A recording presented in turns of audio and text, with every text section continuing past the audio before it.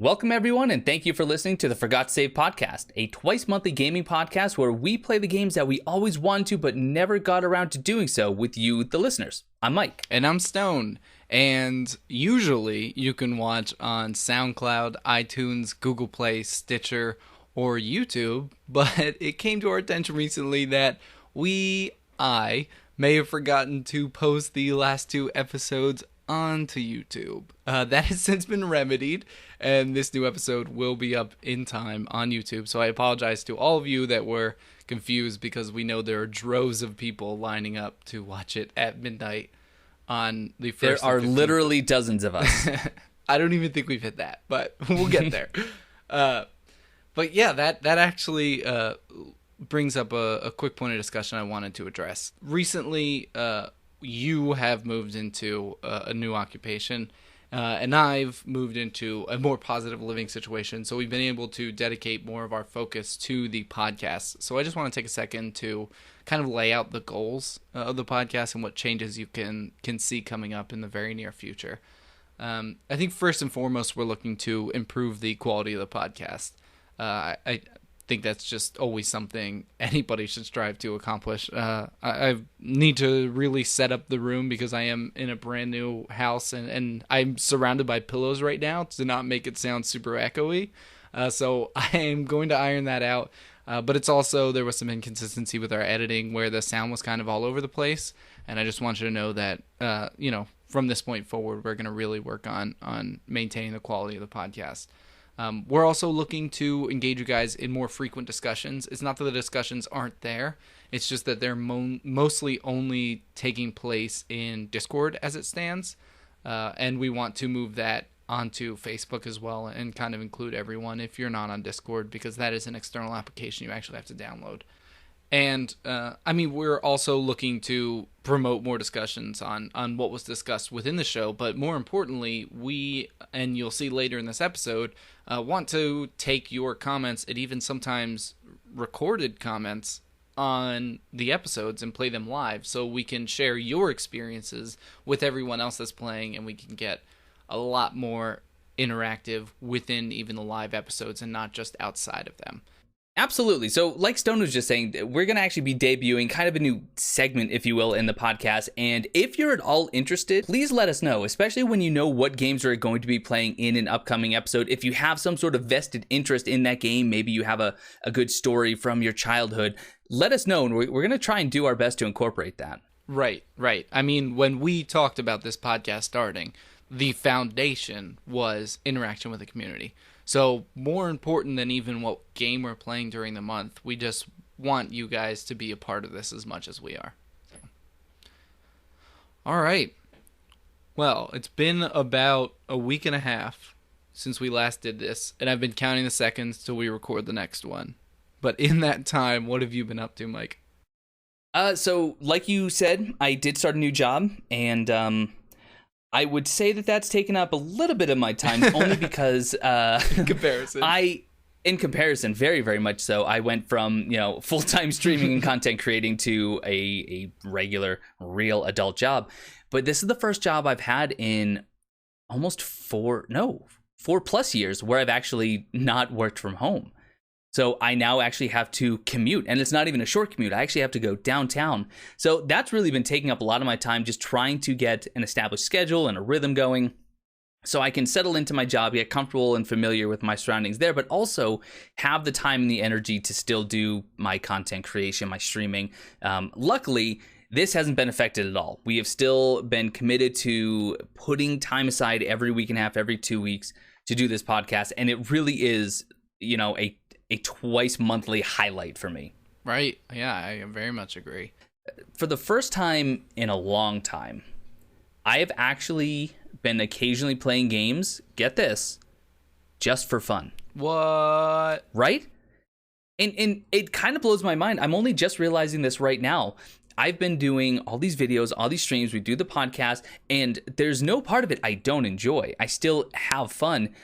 But only in the last 2 weeks have I actually sat down and played games with no agenda whatsoever, just to play them.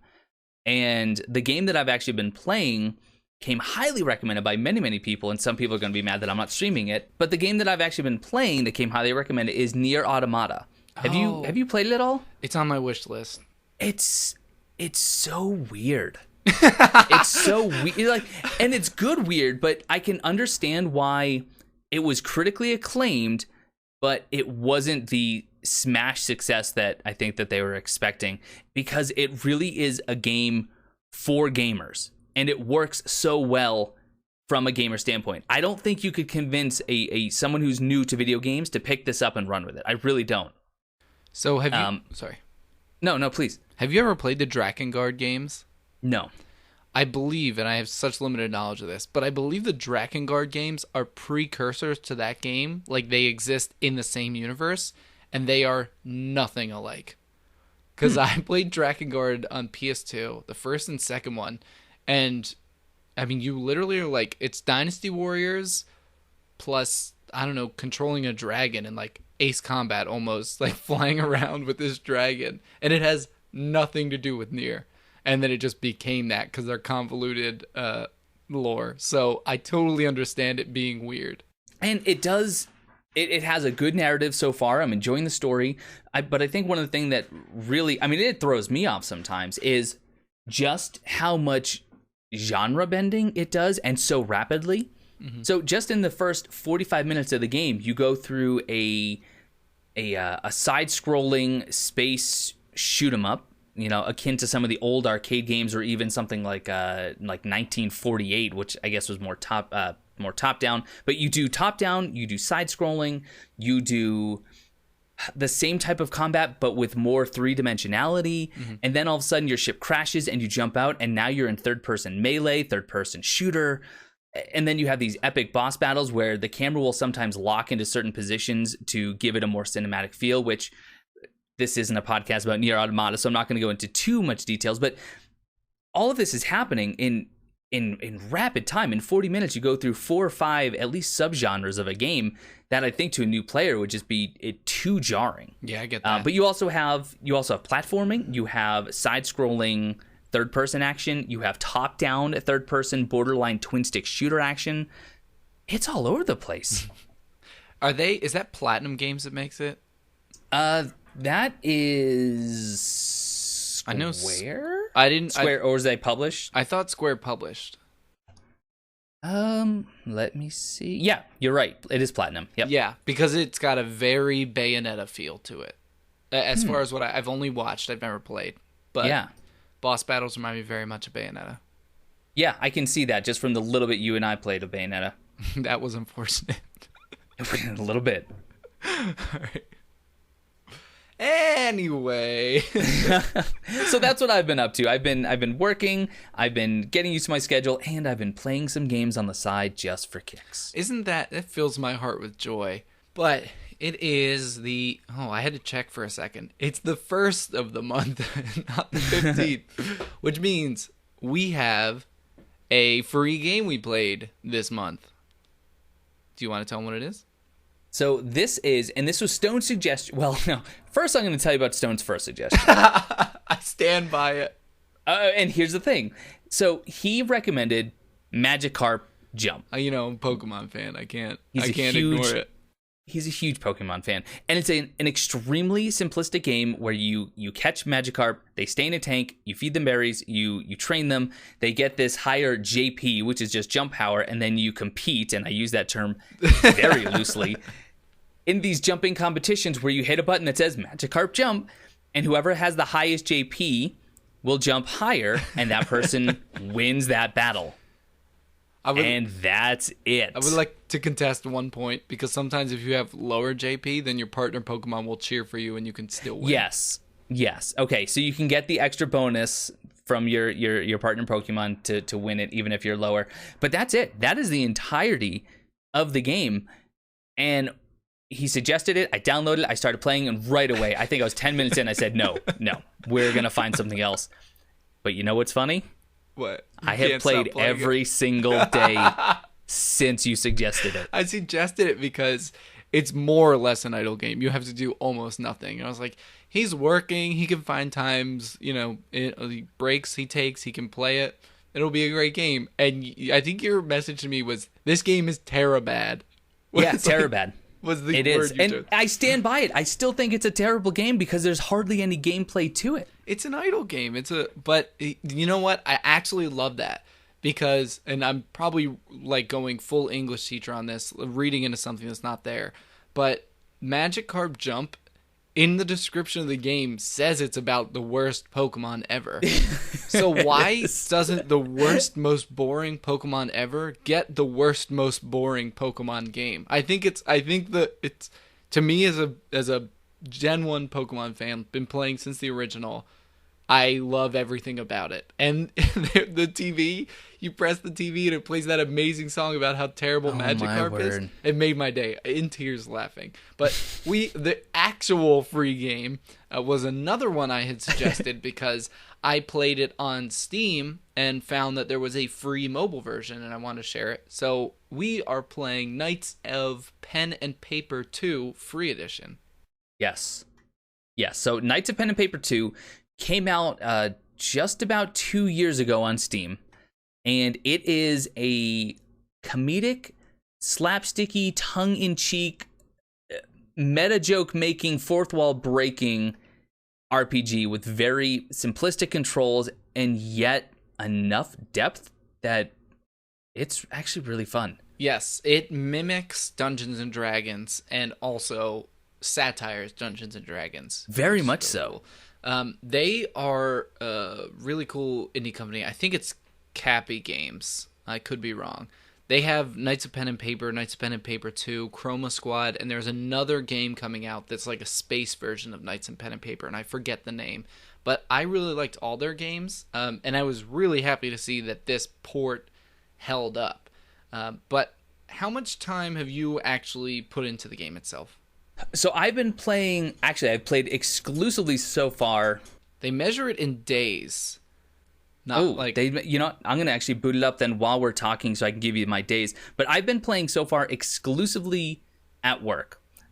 So I know that, we try to talk about sounds and music and all this. I'm not going to be able to speak to that because I honestly haven't had the sound on once. Mm-hmm. But I have had a chance to kind of, ingratiate myself into the game and read all the dialogue. But, by the way, it's by Kai Games. Oh, sorry. It's Kai Games. I think I'm just pulling that up now. Yeah, I think it's published by Cappy. I don't know. Okay. Paradox Interactive. Never mind. I'm just wrong about everything. Except those other games they made. Those are true. So how much time have I played? I probably have some of it just being kind of idle or just like going through some of my inventory. I probably have, I think, 3 hours in. Mm-hmm.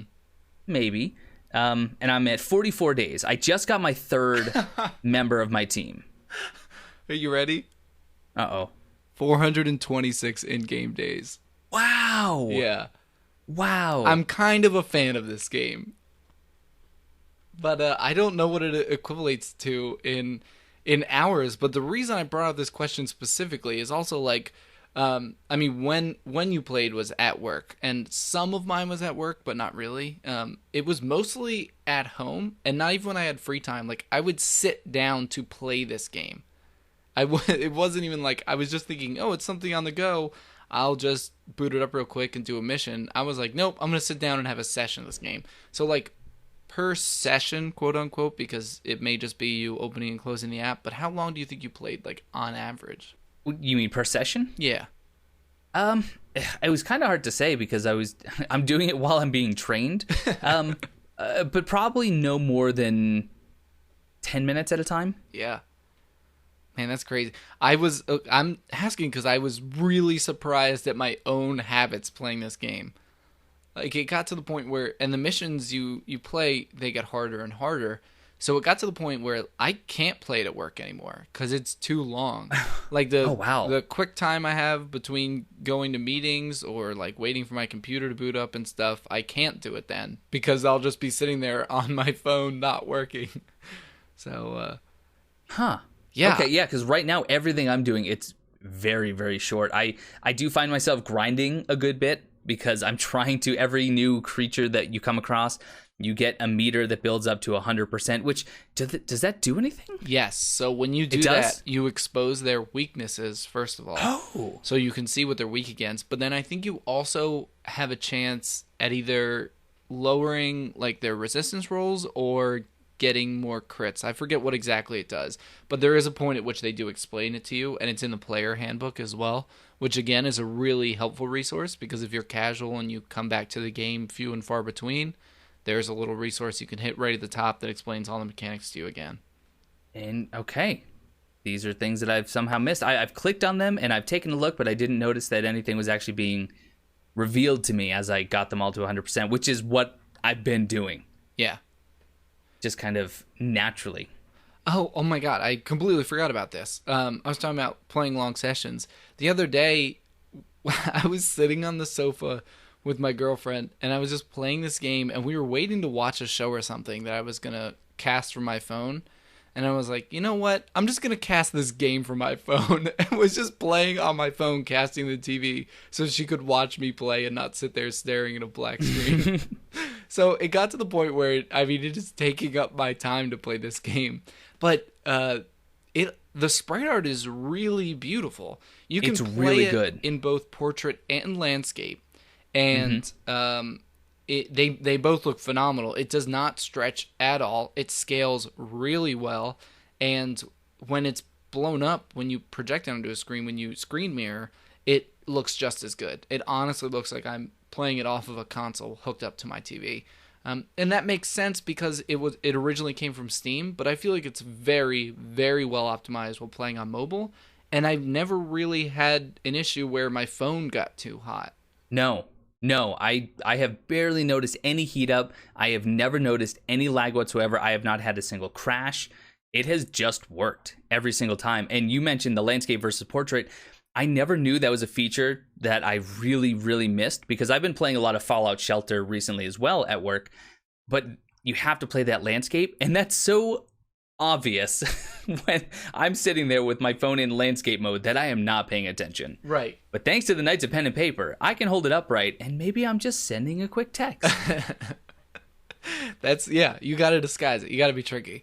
Because I'm going to be real. It's not like I'm an angel. I'm still playing a little bit when I should be working. But they do a phenomenal job with it. They really do. But one of the other really big points I want to give to it is that, yes, there are ads, quote unquote, in it. And there's the option to buy DLC for the free edition that kind of makes it into a paid edition. But it never really nags you. I've had the pop-up 3-4 times since I've played, and it's really just, you can dismiss it very easily. It's not a video or anything that plays. It's just like, hey, consider paying for it if you like the game. Sorry. I'm sorry. And it really isn't intrusive. It's not a pop-up like some games where you have to go through like multiple screens to get out of it. Nope, you just say no thanks, goes away, keep playing. Yeah, the one thing that does bother me is I've been trying to clear all the side quests and everything in every area before I move on. And one of the side quests in an early area is like, hey, sign up for this account through Paradox Interactive.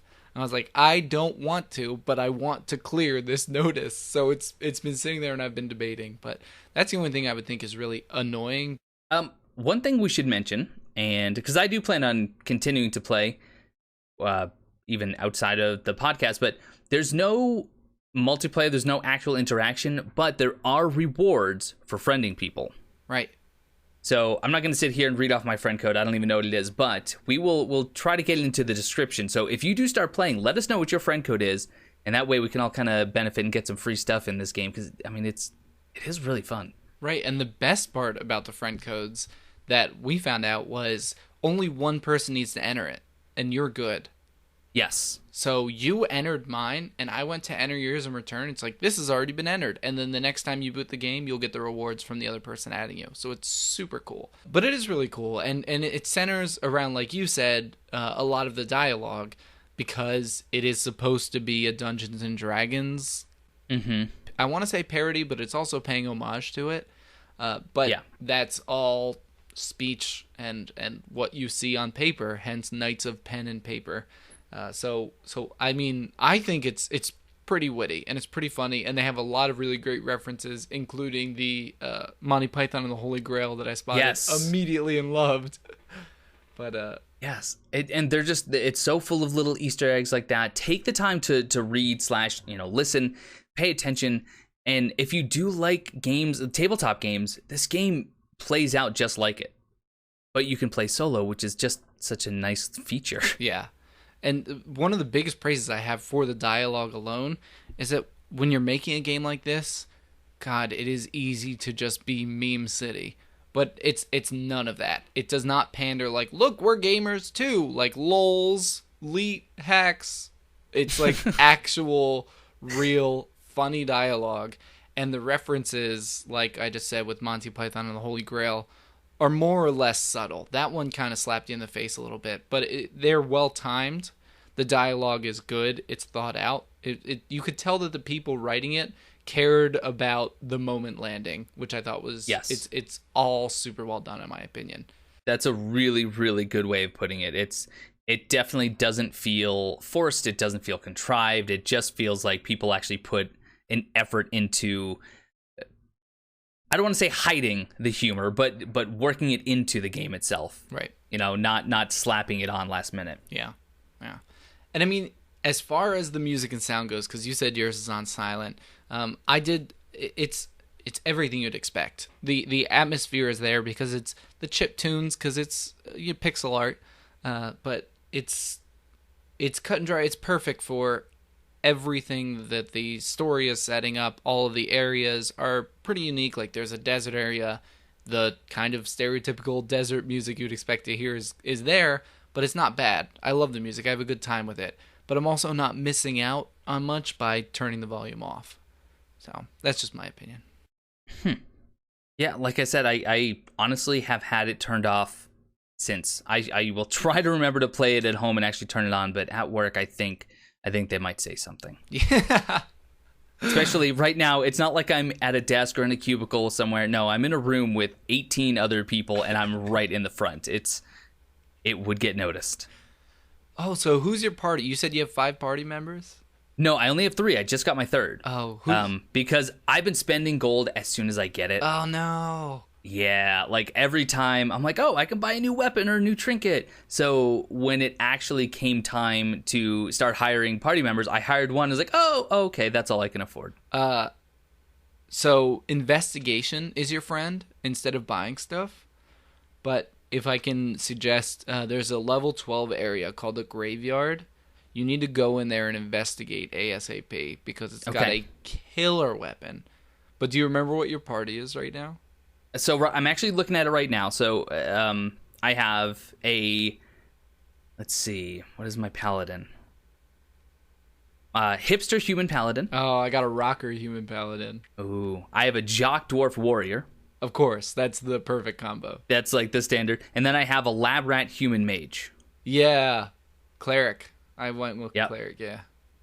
So that's my current setup. I have 2 empty seats, but I can't fill them because I tried to do a thief, and it was something like 5,600 gold, and I only have 800. Yeah, you get gold pretty quickly. But. Yeah, and you can also buy it if you're somebody that wants to pay your way through it. You're absolutely welcome to, but they will never. Well, I won't say they never, but it's few and far between when they ask you to do so. I have that same setup for the most part, except I have a hunter, a cheerleader elf hunter, and a goth elf ninja. So if you guys don't know, because you're not playing it probably, but there are different, like, I guess just stereotypes of people. I don't know what else to call them, but they give you a bonus. Like the goth, for example, when you resurrect them, it's free. You don't pay anything to resurrect them. And then you have their species, which is human, dwarf, or elf. And they each have their own, like, I think the human gives you more health, the elf gives you more, human gives you 1 free trait, elf gives you more energy, and I think the dwarf gives you +1 of the body die. And then each class has 4 individual skills. So yes, it's D&D, it's funny, it's worth playing, and it's free. So take a chance.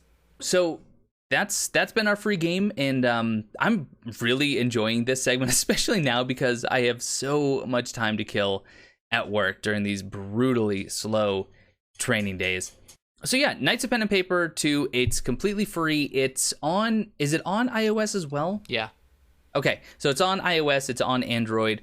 Check it out. If you do start playing, let us know. We'll get our friend codes out there, and we can get you some free stuff. But as always, let us know what you think, because it's a game that you want to pay attention to if you want to get everything out of it. All right, let's get into Super Metroid. How's that sound? Super Metroid. That is not an answer, but thank you for playing. Oh, I was kind of hoping we'd have like some sound effect, like all of a sudden the theme music would start playing. I'll try. We could hum it. I'll cut it in there. Super Metroid. Let's talk a little bit about development, reception, the fun old stuff. What we did find out is that we were completely wrong last time. I said that this was the second game in the series. This is actually the third game of the series. Oh, because of the Game Boy Metroid. The Game Boy Metroid came out. A lot of people were waiting for a home console release to follow the NES version. They got Metroid 2 on Game Boy. That came out in 92. The original came out in 86. And then this one, Super Metroid, came out on the SNES in 1994. So if you're only counting the console versions, there was 8 years between them. Metroid seems to have these like undulations in their releases. They had the first Metroid that came out, and then there was a lull, and then 2 and 3 came out, and then there was like an 8-year lull after this, and then I think Prime was next, and then it leaves huge gaps between every one of the releases. So it's weird that this series got so popular, because you have to be the most patient fans to be fans of Metroid. No kidding. I had no idea. Because I didn't look it up. Typically, Stone tends to run with the development cycle, and I learned more about the game then than I did when we were actually leading up to the podcast itself. That, yeah, as a Metroid fan, you're definitely not getting anything like an Assassin's Creed every year. Yeah, you definitely have to brace yourself for heartache. And I guess they've done that, and that's showing in recent history too. So this hasn't changed. But let's talk a little bit about the history. A fun fact I learned, and these stories are a little all over the place, but Samus, the choice to make Samus a woman, I think there's about 100 different like tall tales out there about how it actually happened. The best sourced one I could come up with was actually straight from Sakamoto, the director for Metroid. And it was in a Nintendo Life interview. He was saying that the reason they actually had gone and decided to make Samus a woman is because at the time people were playing Metroid, they were games that you had to play over and over again because they were small. The storage space on the NES was small. You couldn't make big games that lasted hours and hours.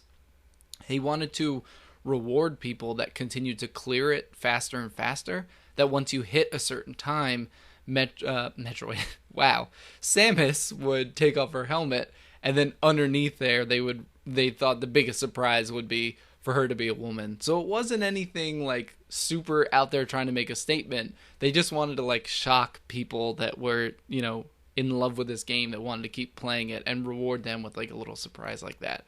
But as far as Super Metroid went, it's hard to just find all this information on Super Metroid without it being biased, because everywhere I was looking to learn more about the development cycle and the critical reception, everywhere was calling it, in contention for one of the best games ever made. Like this game got near perfect scores at the time of release, and it's genre defining and is the best game ever made. And it's hard to look past those biases, but I mean, this game is held in pretty high regard even today. I mean, you were saying last time, look at AGDQ. Awesome Games Done Quick. They have Super Metroid every year, and it's the biggest event. Right. Point blank. Yeah, so, I mean, the reception of this game is definitely what sparked off the Metroidvania kind of dub for the name of the genre there.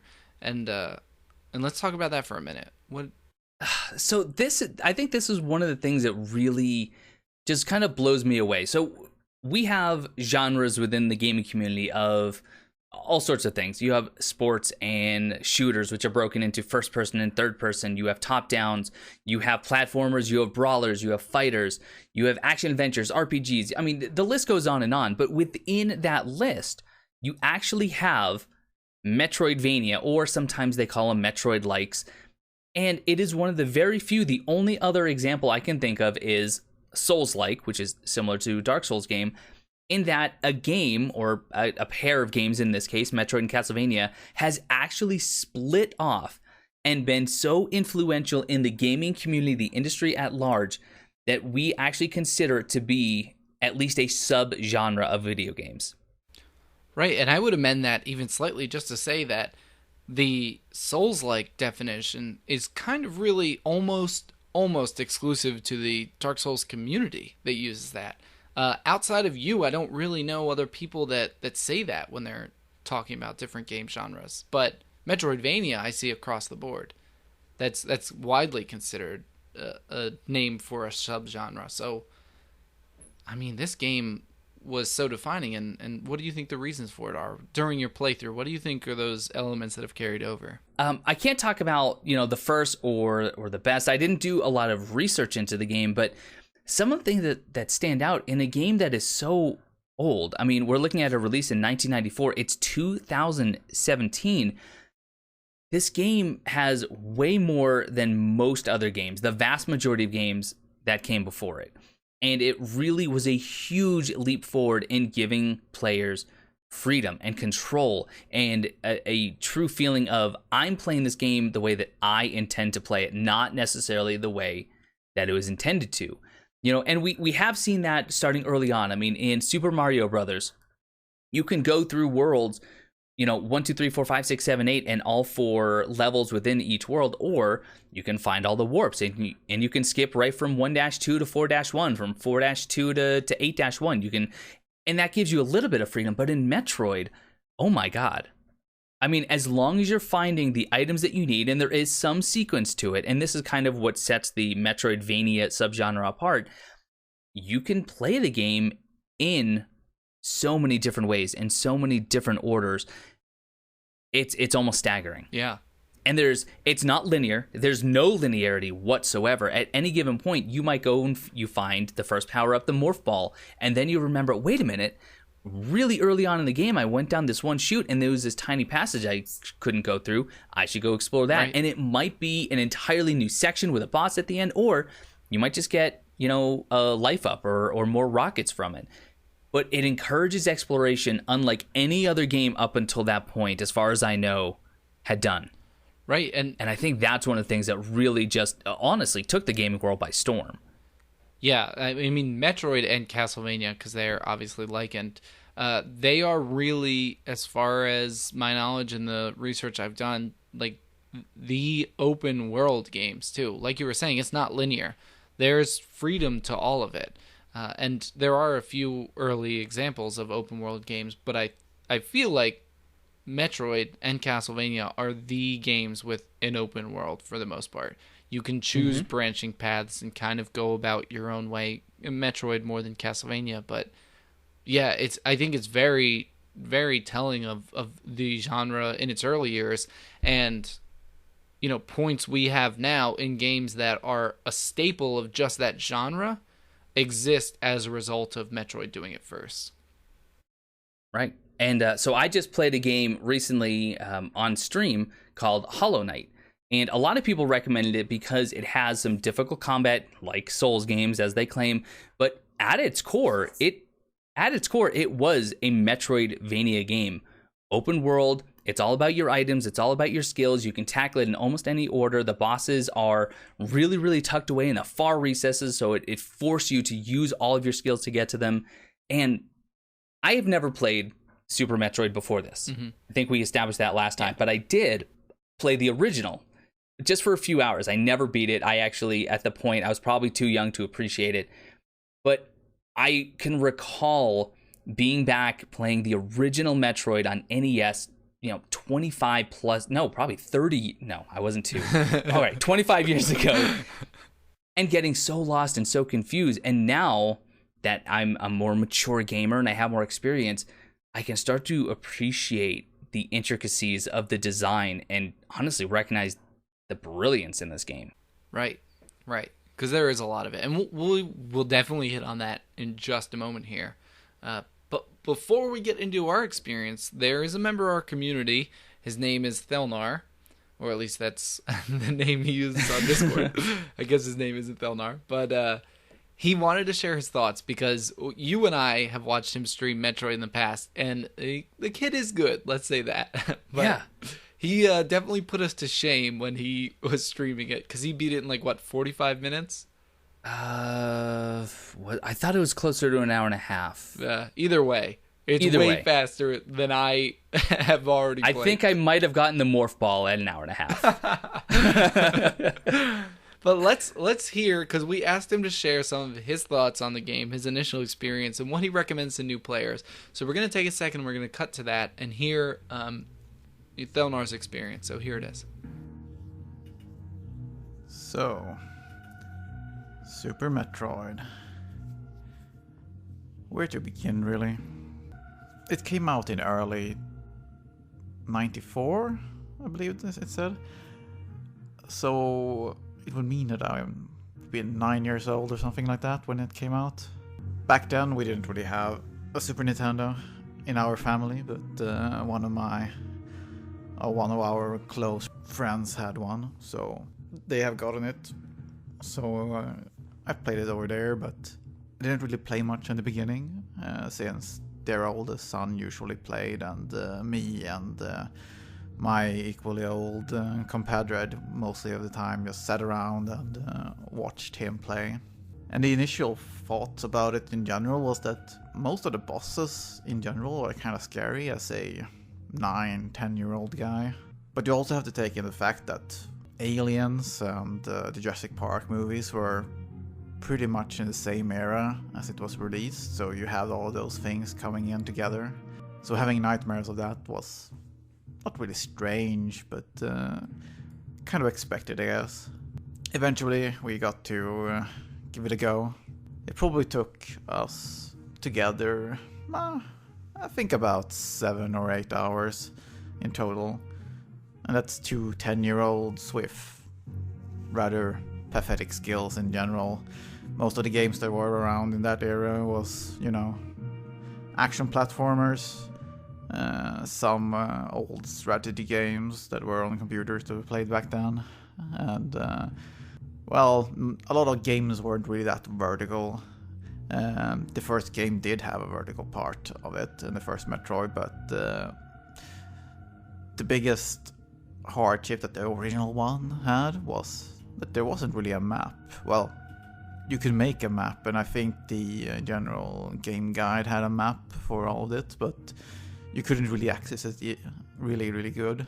Super Metroid was probably the first game, I think, that introduced a cohesive and easy to access map to help you navigate and find where to go. It really helped in the fact that if you got stuck somewhere, just looking on the map, if you didn't find anything in your general area, you could try and traverse into other areas to just look at the map and see where you think you should be going, or could possibly proceed forward or look at. Exploring was really appropriate, and as a young kid you generally want to explore, you want to find stuff, but the hard part was just to be able to explore, since you need to find upgrades. And just because I didn't own one, and I think a couple of years later we moved away, so I didn't really get to do much more about it. But in later high school years, something like that, emulating started to be a big thing, and due to this I re-emerged myself into the game again, because as a gamer you generally correlate to your early games that you grow up with. For a lot of people that's Final Fantasy or stuff like that. For me it was Mega Man and Metroid, and the Super Nintendo Metroid, or Super Metroid, so to speak, yeah, really was one of those bounding factors that you had exploration, you had the general gist of getting around and learning to do that. Because the game itself teaches you how to use most of the stuff to the basic degree that you can get around with it. But in that era, you also got the whole speedrunning community starting to build up.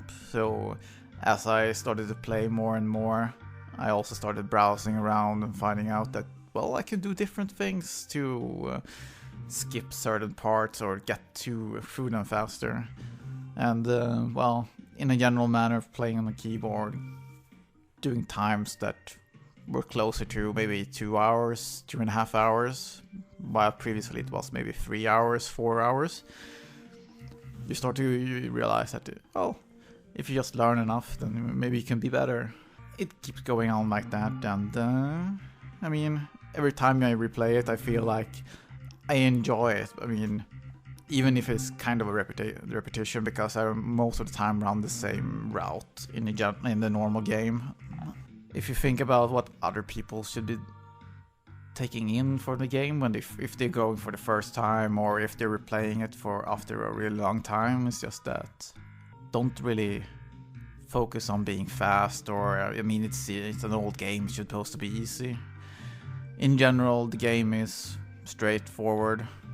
You go to A to B to C to D, and keep going to get stuff, but I wouldn't really condone people to go and check out speedrunners or any guys of trying to improve your skills, the things that you can do, because most of the skills, or well, tricks that you can do to improve or increase your clearing rate. The game has a story, but the story is generic.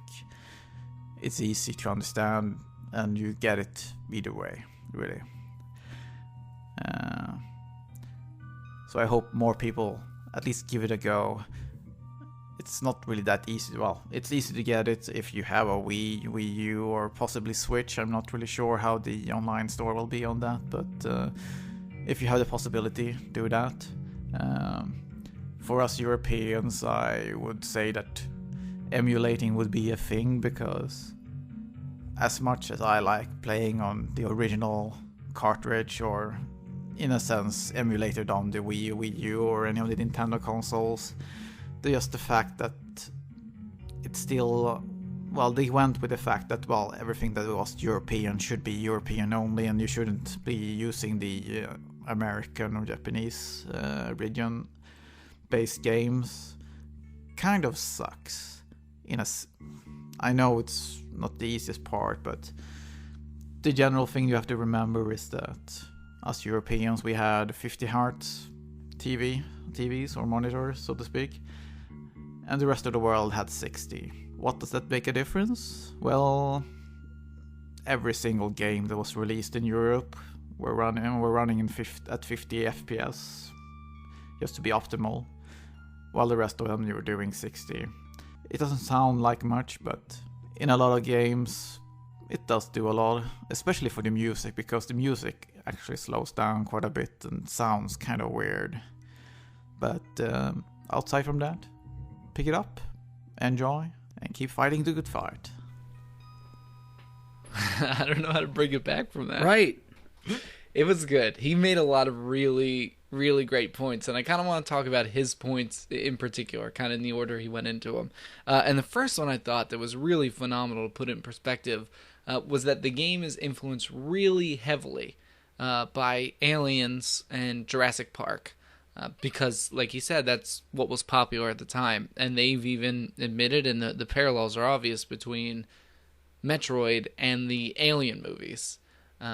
So, I mean, as far as genre defining, do you think even the Alien and Jurassic Park of the era have mixed into games we see now? That's a really, really good question, and honestly not one that I was ready for. Right. Well, you're playing Nier, Wow. which is like an insanely weird game, and That's is true. kind of some of the segments Metroidvania. Do you? Yeah. Yeah, it very, very much is. Wow. You caught me way off guard with that. Boom, got him. Thanks, I Thelnar with the assist. I normally, Stone knows this, I can talk, and I am very rarely not like capable of speaking to a topic, but that's shoot. I don't even know. What do you tell me your thoughts, and I'm gonna try and formulate some as you talk. Well, I mean, it's kind of like it's a tree, right? You have the stem, and it branches out from the center. Everything is influenced by everything else. I mean, even when you get down to aliens got to be influenced by something else. For the Metroidvania and kind of future space games, I do think Aliens is very heavy for not necessarily this type of game in the way the gameplay is, but all space movies after it take a lot of influence from it. And I think that really just speaks to how good Ridley Scott is at his job, which is, again, why Ridley in this game, that purple pterodactyl, who's a space pirate, is named Ridley. It's after Ridley Scott because of right. Alien, right? And Jurassic Park, I mean, the book was influential before the movie was even made. So, I don't know, I think a lot today, because those staples were so popular at that time, it influenced so many of the games at that time that now those are just accepted kind of jumping off points. They build this because this trope is already popular and it's widely accepted. So, yes, I do think games today have heavy influence from movies that were popular at the time, not just Alien and Jurassic Park, but just because the genre-defining games and the console-defining games of the early era were made around that time. You know, you don't have to look far to see popular video game characters that were based off of popular figures of the time. Sonic himself, I know, is based off of Bill Clinton. Like, that's not something you'd expect. But now we have how many Sonic games that exist, and that's just because Bill Clinton was president at the time. So, yes, I think that influence of Jurassic Park and Aliens exists even in today's games, and I think that is also big thanks to Metroid. And I think one of the reasons why I wasn't able to formulate a thought and you kind of just brought it into light for me is, honestly, I just kind of had part of my worldview shattered. Like, literally just now, there's a part of my worldview, gaming specific, that was just broken with what Delnar was saying and with what you're saying. Because when I start thinking about inspirations and homages, and I look at today's gaming culture, I can look at a game and I can say, oh, it's very clear that this game borrowed heavily from games from this era. Or, you know, back, there was this in this game on the SNES, and I can see its influences on these games today. But right. I never stopped and thought about the games from days gone by, like the SNES era, to think about what actually influenced those. For some reason in my head, those were the beginning. That was like the genesis, not the Sega Genesis, but the beginning, the birthplace of video games as we knew it. But right. Even at the very beginning, when games like Pong were being played in every household, there was still influence somewhere else in the world, in pop culture, in the media. Right. And it's something I've never actually given a thought to, and it's really kind of almost like unsettling to me that I've overlooked it for this long. It's and that's something I think is just Metroid's view today. It's just people look at Metroid and they might not have played it like you and I, but they recognize that it's popular, or that might be a good game. I'm probably not going to play it, but it's always been there. It's the safe option. It's vanilla. So you don't have to think twice about it. It's just a safety cushion that's there and supported gaming in the beginning, but it might not get its props. Let's keep going to his other points, because I feel like you probably need a break now. I do. My brain is exhausted all of a sudden. This is just a little comment I wanted to make. He said 2, 9, 10-year-olds beat it in 7 to 8 hours. The rate I'm going, I don't know if I'm going to beat that, and it's really embarrassing. I'd really I'd really like to actually edit that part out. So before this goes live, if you could maybe change that and dub over his voice and Right, say, you know, a 9 to 14. 10-year-old beat it in only 38 hours. So we're safe. But the point immediately after that, which I loved, and I was waiting to share this with you, because I think it's honestly one of the biggest points of all for Metroidvania as a genre today, is that most games of the time, he said, were not vertical, which is a big deal. You think about the Marios, the Sonics, even the original Metroids, they were side to side for the most part. So the verticality in this game is kind of what pushed it to be open world, because there was every direction you could travel in, and there's even skills you get to go farther up, to chain jumps, to keep going higher, or even lower, to sink down. You can shoot in every direction, so you can shoot below you. You're never at a disadvantage. So Right. I thought that was a really great point. And if you're looking for something genre defining, that's it. And how about his point from a technical aspect that European and American televisions, you know, at that time, I guess they still are, right? PAL versus Right. NTSC, it's still 50 versus 60. Mm-hmm. I've never thought about how that actually impacts their gameplay, their game experience. Right. Even the music, he was saying, Yeah. could be slower if you're listening to the European version.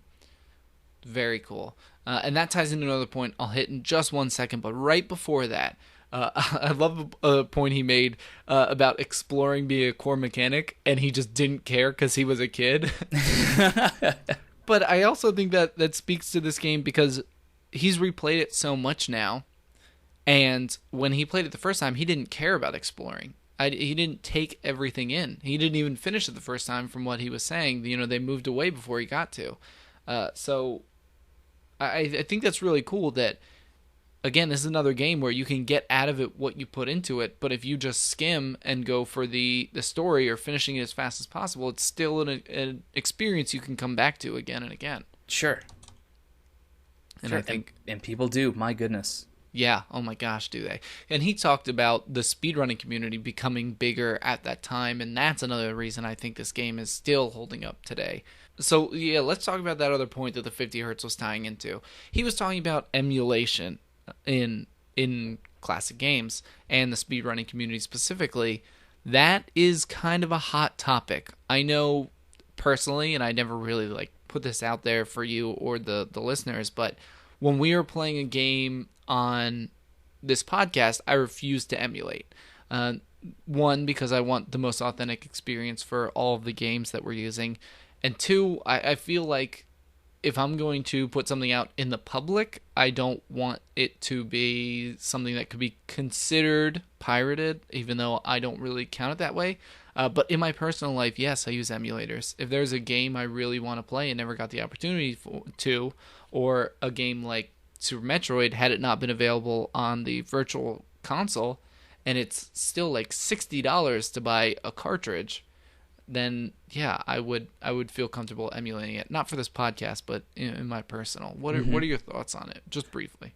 So I think you kind of nailed it, and I have been the same way about emulating for the podcast. But at some point, so the whole idea is you want to support developers. Right. You know, these are the quote unquote starving artists of the gaming community, and if we're not supporting them, then games are going to fall by the wayside, and the only ones we're ever going to get are the big AAAs that honestly probably let us down more than a lot of the smaller titles anyway, because there's so much hype driven around them. Yeah. But at some point during the game's life cycle, the physical disc or cartridge's life cycle, the developer stops getting money. And that point is, as soon as it leaves a retailer or as soon as it leaves Amazon, that is the only money, that is the only royalty the developer is going to see. Right. Once you start selling it to your friends, or you trade it into GameStop, or you just let someone borrow it, no more money is being exchanged from consumer to developer. Right. At some point, that game is no longer being produced, and now the only copies you can get are high cost, used editions or even unopened editions, which cost an arm and a leg. But even though they're expensive and you might feel like you're doing the right thing, you're not actually helping anyone other than the retailer itself, which isn't necessarily a bad thing. I'm not against capitalism here. Right. I'm just saying, if your whole mindset is I want to support developers, at some point you can't. Yeah, exactly. And so I think at some point, to get the enjoyment out of the game, emulators maybe aren't the black and white evil that, we sometimes get into the mindset that they are.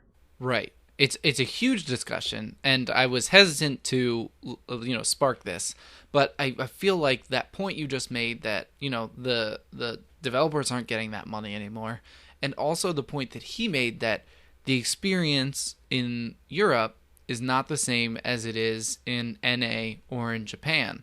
So he was doing it to get that other experience, but some people might see this justified, some might not, but I think it's a unique perspective that we in NA don't really think about, because it's not anything that ever affects us. Until right now, we didn't think about them having 50 hertz TVs, but it's true.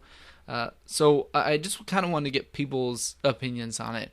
What broad strokes are there acceptable instances in your mind when emulating is okay? Is it just never okay? What do you think is the line you can cross where emulating is impeding on either developers making a game, or you being able to enjoy the experience, or other people being able to enjoy the experience?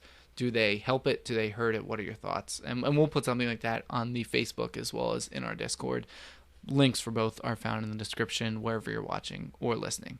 And just kind of a variation of that question that I want to pose, because it's one that I plan to answer next time, is try to put yourself in the mindset of the developer. Try and actually think like them and answer this.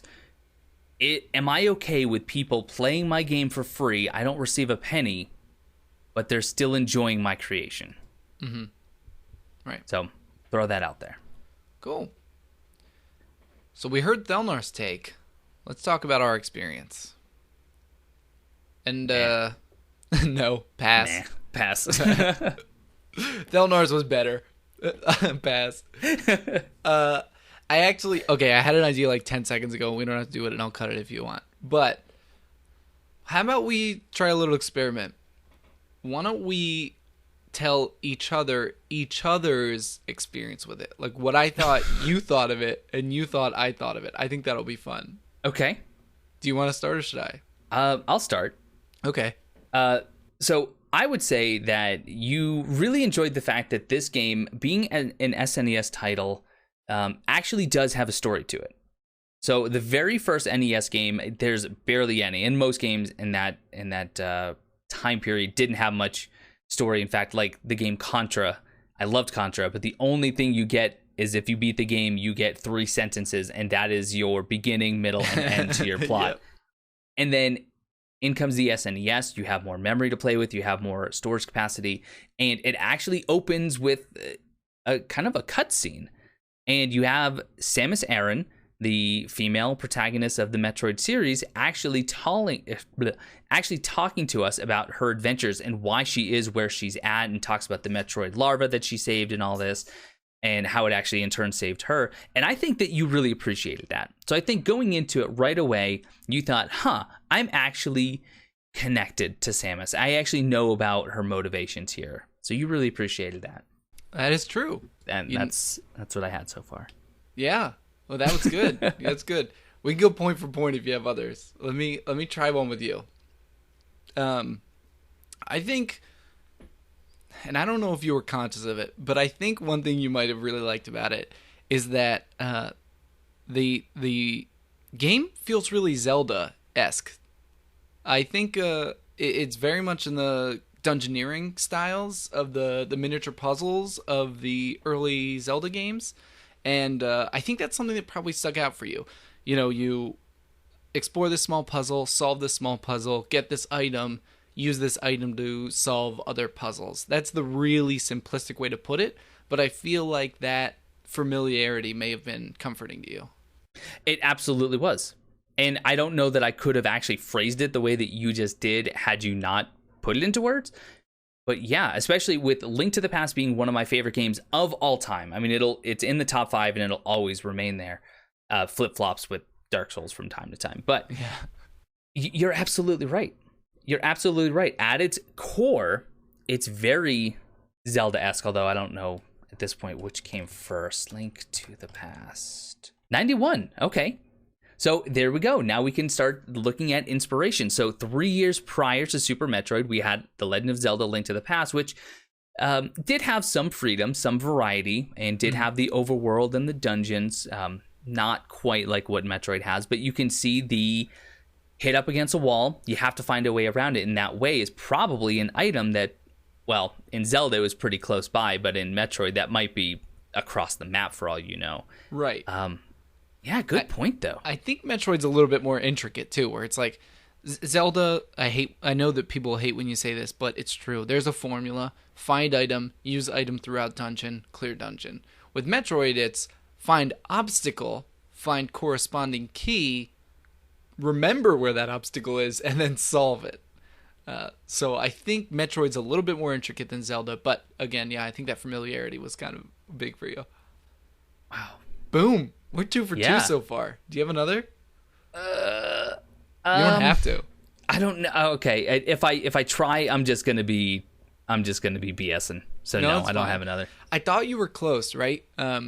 It's a big deal for me. The story, the fact that the story was present was really cool in such an old game, because this is actually, at the time it released, and I forgot to say this, but at the time it released, this was the, storage-wise and scale-wise, the biggest game on the SNES. So, yes, there was a lot they could put into it, and that intro cutscene was really cool. But I'm also really, really very much a fan of the female protagonist in this. And when people say that, sometimes it's kind of pandering. But what I really like about Samus as the protagonist is also what I kind of don't like about the game. So when you were going through it, a lot of these challenges feel bite-sized, and it's almost like you're a real-life Pac-Man. You're just eating all these small dots to get to a big one eventually. So when you're doing these kind of tasks, it's cool that for Samus as the character, it's effortless to her. Like, she's going in, she's facing this challenge fearlessly and getting through this as quickly as possible so that she can accomplish her mission. And I think that's awesome, but that's also stale to me as a player. And I don't really attribute that to the game not being good. I attribute that to me being a gamer of the 3D era and not really appreciating that as completely as I could. But as far as what you liked, I think another thing for you is the difficulty of it. It throws you in, you get that little cutscene in the beginning, and then you're just dropped into the world and you find it. Not that the beginning enemies are terribly difficult, right? But eventually you get some puzzles where it's like you have to short hop because there's spikes at your head, but then there's enemies right in front of you. So I think that was one thing that might have sparked it for you. Also, your freedom in it. This is, like we said, an early open world game, but I think just being able to start up on your ship with no direction, I don't know, was that exciting for you? I think it was. It really was. Yes. It really, really was. I feel pretty good about myself right now. And then in that same thing, exploring. There's not a lot of lore to explore, but I feel like you would be someone who would be excited to see the different parts of the planet and find every crevice. Is that true? It is, but there's a caveat. Ah, dang it. But it's okay. I love the exploration because I do love getting a new power up and then going and exploring the previous areas. Even, again, if it's just more rockets or something, I've never been let down. I haven't found something and thought, oh, it's just this wasn't worth it. But I have, even though I've never played it, I've seen this game played a lot, especially because of speedrunners and AGDQ. And I have watched 100% runs, which means you have to get every single collectible power up, whatnot, and as well as kill all the bosses and beat the game.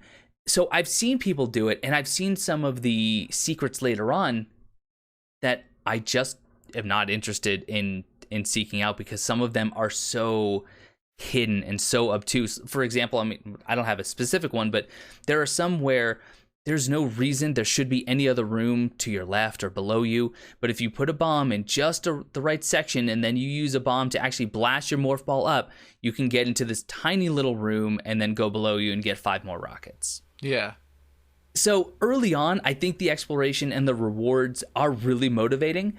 But in the end, I don't want to have to search and, bomb every single wall to try and find a secret passage just to get a few more rockets that ultimately you don't need.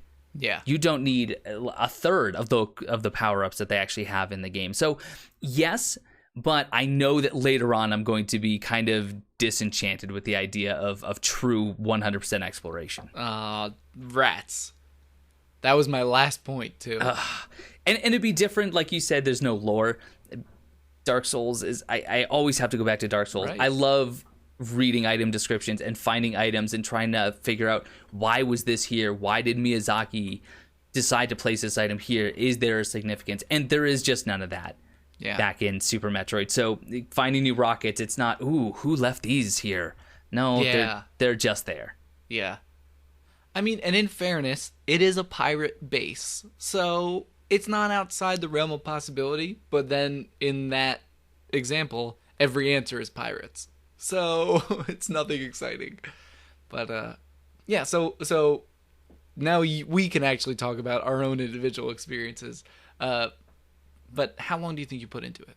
I don't have as long as I'd like. I think I have about 2.5 hours in so far. Yeah, I think I'm 3 as well. Okay. What do you think of, I mean, the planet, there's almost different biomes in it. Mm-hmm. So what do you think of the environment in it? Because, again, it is likened to, like you said, Jurassic Park and Aliens, that it has to set a scene. So what do you think of those? I think it is a huge improvement, and this is going to be a kind of an obvious statement, but it's a huge improvement over the original Metroid for the NES, because that did have the biomes as well, and the biomes were only really set apart from each other by 2 things: color palette and the enemy types. Right. And the enemy types typically back then were also just palette swaps of each other anyway. So now we actually have, obviously we have different color swaps to indicate, red is going to be warmer than blue or white. But you do actually have different, you have different backgrounds, you have different structures, you have different rock types and different things that are protruding from the ground or hanging from the ceiling, as well as different enemies that are morphologically different. They look different, they feel different, they attack different. It's not just palette swaps. So huge improvement, and it does actually give you the feeling that you're traveling across and through a planet at times, much more so than the original. Yeah. And what I would say is, when I was playing this game, I was honestly upset that I never got the experience of, because the first one came out before I was born. The second one came out, I would have been 2 years. This one came out, Super Metroid is the third, but the third one came out and I would have been 2 years old. So I would have loved at that time to have played the first Metroid and to move to this one, because I cannot imagine how phenomenal it would be to get every single aspect of the game is so significantly better than the original. Right. I would have been thrilled to pieces. I really am jealous of that fact, and I'm only hoping that something like that comes in my lifetime as far as games. Did you mention that you're playing on the Wii U and I'm playing on 3DS? I said I was playing on the Wii U, but not that you were playing 3DS. Okay, so Stone's playing on the Wii U, I'm playing on the 3DS, and this kind of ties into the emulation, so I'm not going to go into it much, but we do know now that there is a mini SNES coming from Nintendo this fall. Have they released a full game list? They have. Is Super Metroid on it? It has to be, right? I believe it is, yeah. So this is actually going to give people another opportunity outside of emulators to actually support Nintendo, if that's your cup of tea. And I mean, how much does that speak to the longevity of this game, that it is now available legitimately for purchase on the Wii U, the 3DS, soon to be the mini SNES. Is it on the Switch? I mean, it's not on the Switch, but I believe it is on the Wii. The Wii as well for the Virtual Console, yeah. Right. Yeah. That's an impressive lineup for a game that's from 1994. Yeah. Yeah. And they also had the NES remix, so you could play the original one. So, I mean, the whole series has legs. Yeah, really does. Really does. And I'm starting to see that. I'm starting to understand it. So, going into this, I was nervous, and, you know, we talked about confirmation bias, and of course, everything you hear about this game is nothing but, you know, one of the best games of all time. I mean, that's the phrase that just keeps coming up. Yeah. So it's hard to walk into this with a fresh feeling and try and give it a true, honest, unbiased opinion. So I'm actually holding on to a little bit of skepticism to try and almost balance the hype, but it's not working. The game tell me about it. is good. Yeah. The game is good. The game holds up 23 years later.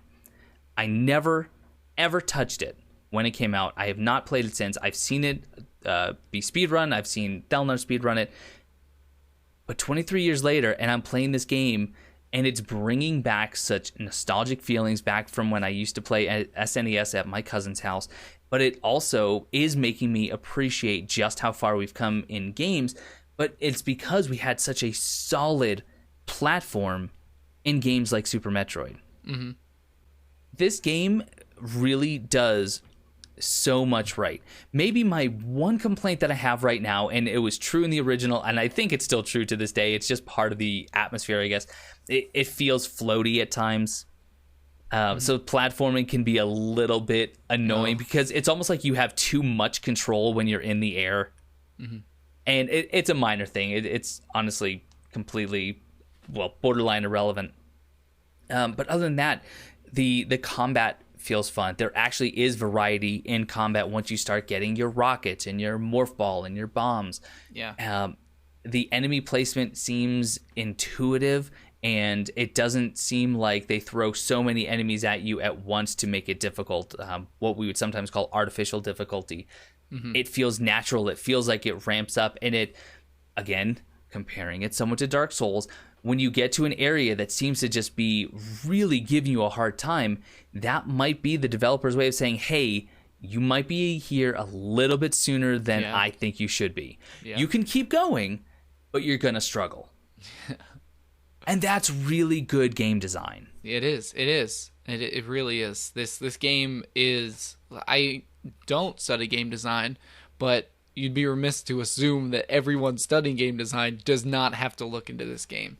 Because this and Mega Man and Legend of Zelda, they set such a great precedence that this should be talked about with the greatest games of all time. And honestly, when I was playing it, there was a point where I was playing this, and I didn't want to say anything to you, but I was like, God, Mike must love this game.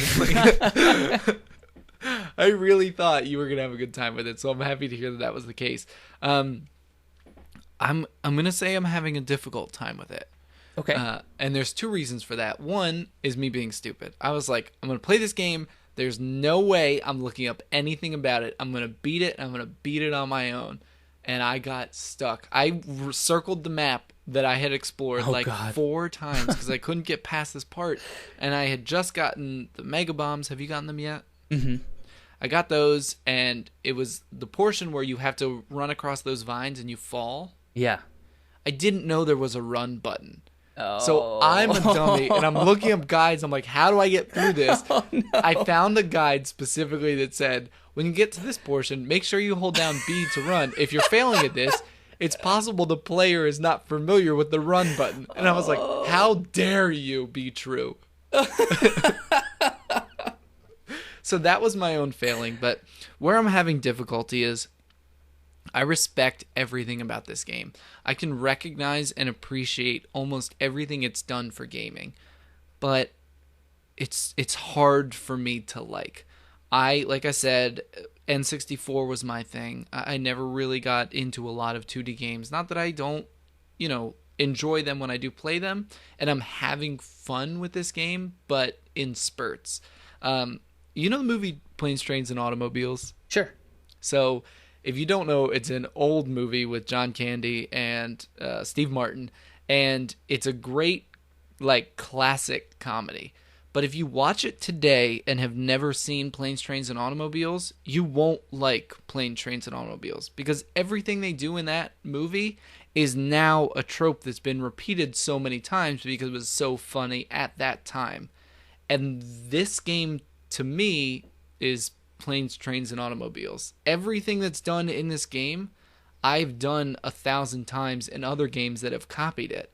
So it's kind of ruined the original for me. Huh.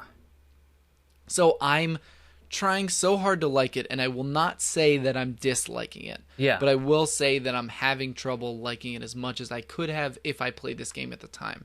But I can recognize everything fantastic about it.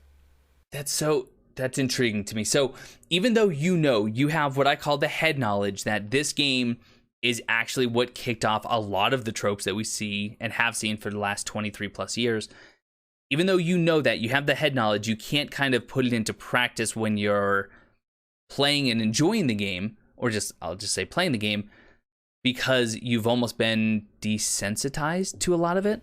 Yeah, I think that's a very accurate way of putting it. And as a side note, I had a really terrifying experience with the Alien movies as a kid. So sometimes that stuff really messes with me. Yeah. So yeah.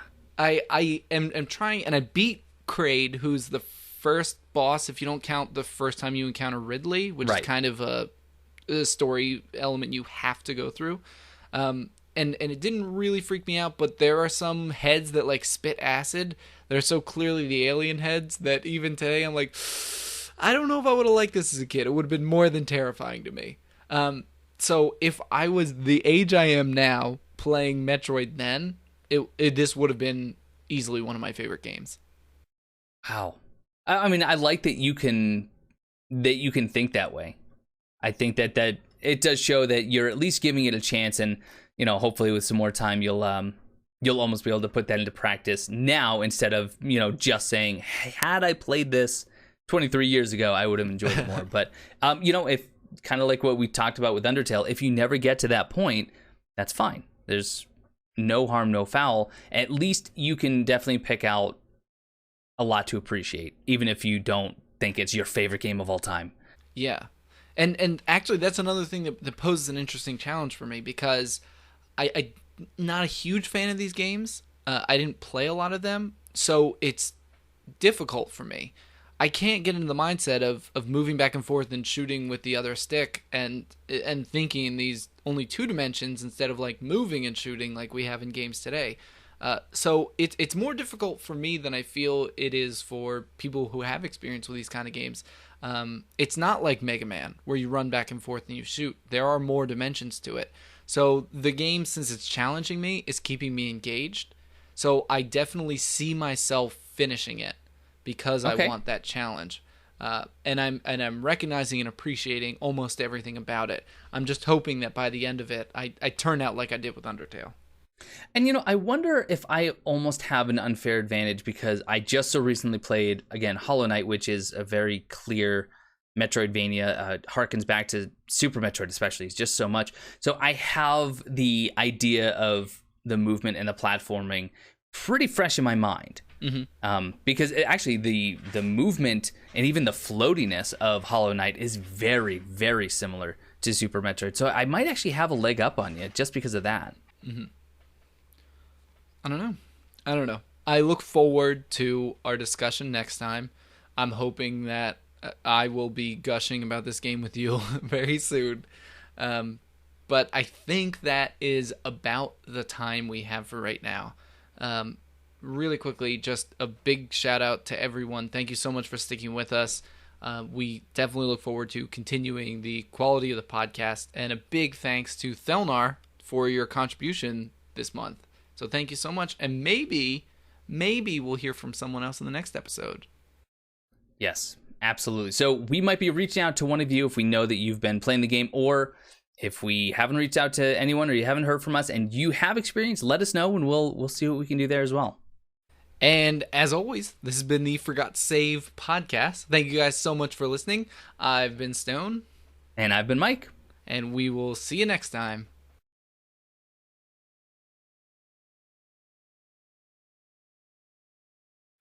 Yes, absolutely. It's something that, like Stone said, we are... What? I just stopped because I said Stone. I was like, no, I can't use his username. I have to use his real name. And then I was like, wait, what is his real name? Shoot. I hate you so much. Oh my god. All right. Oh my god.